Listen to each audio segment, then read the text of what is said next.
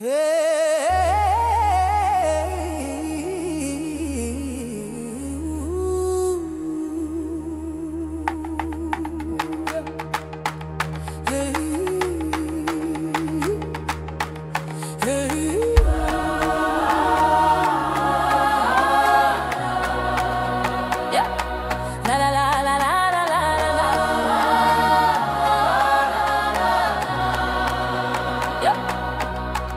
Usarara hopiti sina musoro Guva inopura se kumanya kwemepo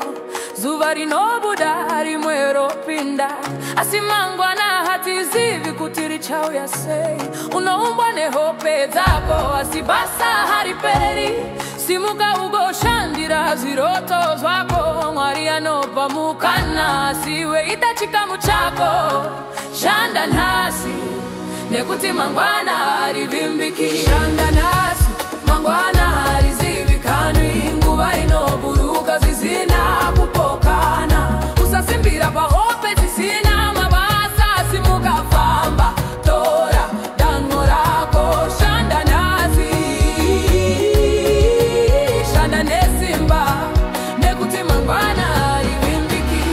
Vamwe vanongo taura si hawoni chito Bachisi yangu vaichingo-pera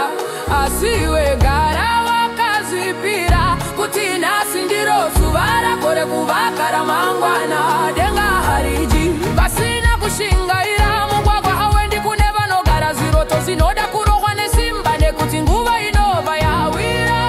Mumepo Shanda nasi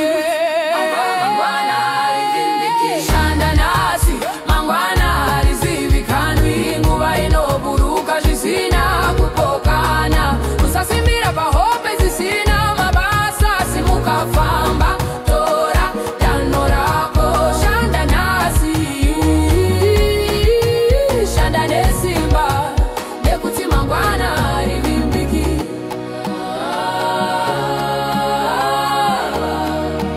Nekuti mangwana harivimbiki